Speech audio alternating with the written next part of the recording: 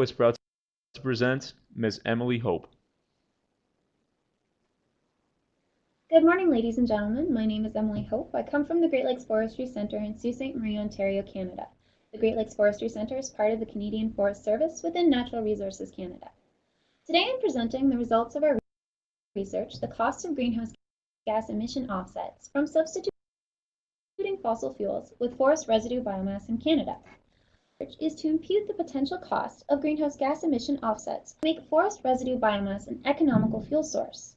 We estimate this price based on the price difference between forest residue biomass and typical fossil fuels used for energy production in cogeneration facilities. Now, forest residue biomass has the potential to be an ideal energy feedstock in Canada. We define it as the non-merchantable portion of forest harvesting operations, which are often left on the landing site either to decay or burn. This suggests that they're largely unwanted. We estimate that large quantities are available as a result of Canada's vast forest resources, even when ecological constraints are taken into consideration.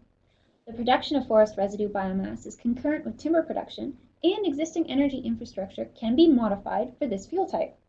However, current use is limited, likely due to high biomass prices, relatively low fossil fuel prices, and the cost of converting energy facilities. Now, we began our analysis by deriving supply curves for forest residue biomass. We estimate the quantity of biomass available based on geographical forest biomass and carbon accumulation model, which accounts for the past 20 historical harvesting years. We estimate prices based on the cost of extracting forest residue biomass from the forest and transporting it to the nearest energy facility. We then use the supply curve to calculate the price difference between forest residues and fossil fuels, specifically coal and natural gas. We estimate the quantity of carbon dioxide equivalents offset when fossil fuels are replaced with residuals, and a price per metric ton of carbon dioxide equivalent that will make forest residue biomass economical and an attractive energy fuel for cogeneration facilities. We perform this analysis under two scenarios. Our first scenario includes an ecological constraint, which restricts the amount of forest residue biomass that can be removed from a harvesting site to be equivalent to that would be found on a non-harvested site. This ensures proper nutrient cycling and dead organic matter contents.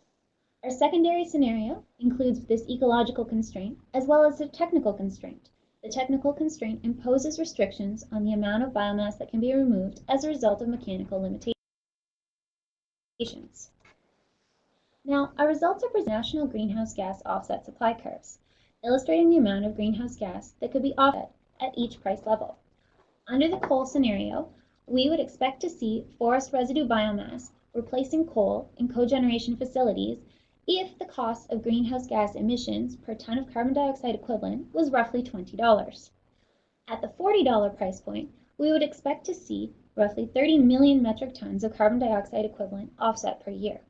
Moving up to the $80 price point, we would expect to see roughly 40 million metric tons offset per year. This increasing supply and increasing price along this part of the supply curve serves to illustrate the point at which the national supply of forest residue biomass would be exhausted.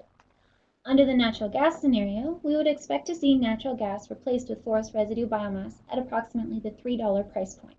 Now, the natural gas supply curve is much steeper than that of the coal curve, likely a result of our initial prices assumed per gigajoule for natural gas and differences in emissions levels.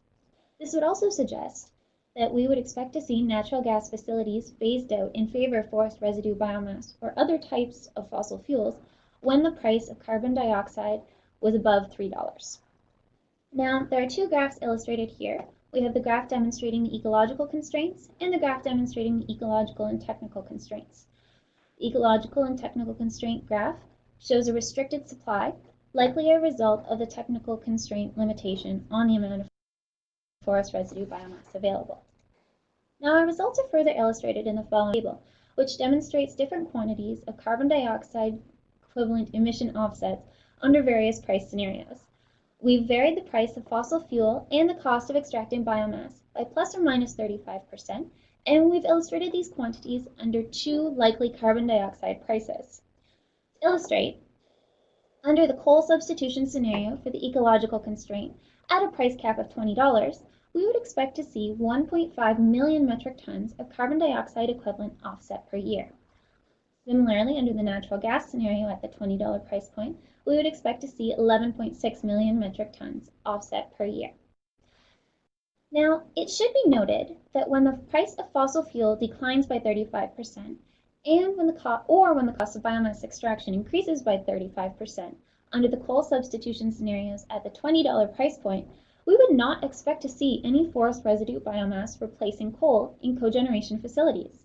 This really serves to highlight the sensitivity of these results to changes in fossil fuel prices and the current attractiveness of these fossil fuels. Now, in conclusion, we found that the use of forest residue biomass as an energy feedstock does have great potential to offset large amounts of greenhouse gases in Canada. We estimate a total of 36 to 42 million metric tons of carbon dioxide equivalent could be offset through the substitution of forest residue biomass in place of coal, and 20 to 24 million metric tons could be offset from the substitution of natural gas. At a price cap of $20, which could be a starting price for carbon dioxide emission offsetting, we estimate that 1.2 to 1.5 million metric tons of carbon dioxide equivalent could be offset through the substitution of coal, and 9.8 to 11.6 million metric tons offset through the substitution of natural gas. Comparing this type of carbon reduction and sequestration to other methods, which include fast-growing plantations, avoided deforestation, and afforestation, we found that forest residue biomass is an economically attractive. However, when we turn around to fossil fuels, and when we account for current energy prices, we find that forest residue biomass is much less attractive.